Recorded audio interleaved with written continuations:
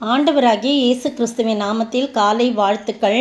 இன்றைய மன்னா, நீ தெரிந்து கொண்ட இந்த நகரத்துக்கும் உம்முடைய நாமத்துக்கும் நான் கட்டின இந்த ஆலயத்துக்கும் நேராக கர்த்தரை நோக்கி விண்ணப்பம் பண்ணினால் பரலோகத்தில் இருக்கிற தேவரீர் அவர்கள் விண்ணப்பத்தையும் வேண்டுதலையும் கேட்டு அவர்கள் நியாயத்தை விசாரிப்பீராக. 1 ராஜாக்கள் 8ஆம் அதிகாரம் வசனம் 44-45.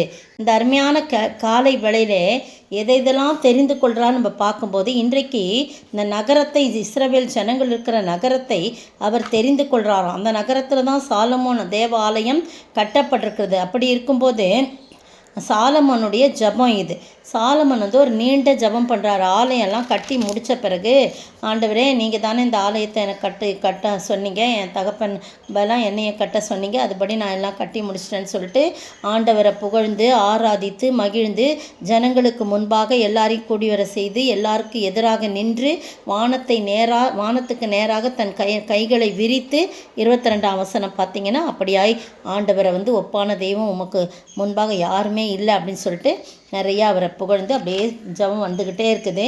அதில் ஒரு பகுதி தான் இது 44ஆம் வசனம்.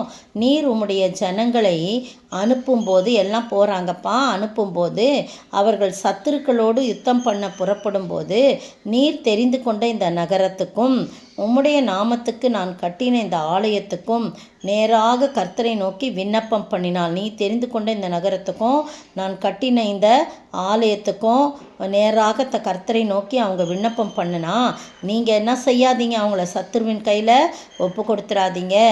பரலோகத்தில் இருக்கிற தேவரீர் கேட்டு அவர்கள் விண்ணப்பத்தையும் வேண்டுதலையும் கேட்டு அவர்களுக்கு நியாயம் விசாரிப்பிறாக. அவங்க பாவம் செய்யாத மனுஷன் ஒருத்தரும் இல்லை.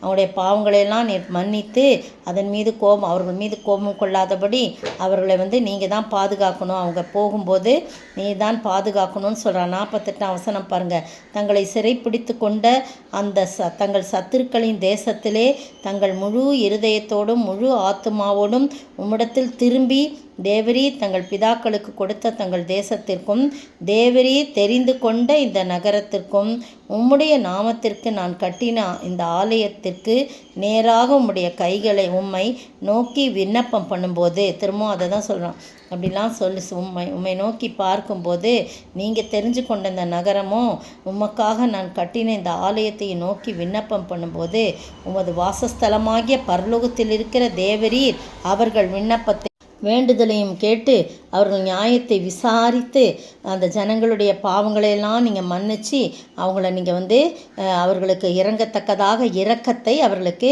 கிடைக்க பண்ணுவீராக அப்படின்னு சொல்லி சாலமோன் ஜெபிக்கிறாரு. அப்படியாய் ஆண்டவர் அவர் ஜெபத்தை கேட்குறத நம்ம பார்க்குறோம். பாருங்கள், இந்த அருமையான வேளையிலே நீங்கள் நிறைய அந்த அதிகாரம் முழுக்க நீங்கள் படித்து பாருங்கள்.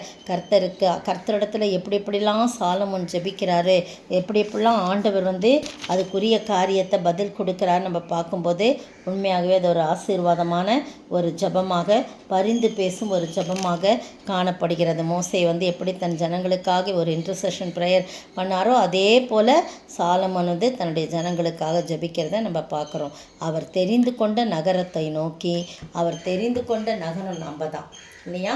நம்ம தான் அந்த நகரம். எருசலேம் நகரம் நம்ம தான், சீயோன் நகரம் நம்ம தான். அப்படியாய் நம்மை தெரிந்து கொண்டார். நாம் பண்ணுகிற விண்ணப்பத்திற்கு அவர் கட்டாயம் செவி கொடுப்பார் என்று சொல்லி நாம் விசுவாசத்தோடு, ஆண்டவரே என் ஜபத்தை கேளுங்க, என் ஜபத்தை தள்ளிவிடாதீங்க, எனக்கு விரோதமாக எழும்புகின்ற சத்துருக்களுக்கு என்னை கை கொடுக்காதீங்க, நீரே என்னை எல்லா தீமைக்கு விலக்கி மீட்டுக்கொள்ளுங்க, என் பாவங்களெல்லாம் மன்னிங்க, எந்த பாவம் செஞ்சாலும் மன்னித்து உம்முடைய பிள்ளையாக ஏற்றுக்கொள்ளுங்க அப்படின்னு சொல்லி நம்ம ஜெபிக்கும் போது கர்த்தர் நிச்சயமாய் நம்மை ஆசீர்வதிப்பதோ. நான் தெரிந்து கொண்ட என் பிள்ளையாச்சு, இதுதான் சீயோன் நகரமாச்சு, எருசலேம் நகரமாச்சுன்னு சொல்லி நம்மளை தெரிந்து கொண்டு அவர் நம்மை ஆசீர்வதிக்க வல்லவராயிருக்கிறார். அப்படிப்பட்ட ஆசீர்வாதத்தை நாம் பெற்று வாழ ஆண்டவர் தாமே கிருபை செய்வாராக. ஆமேன்.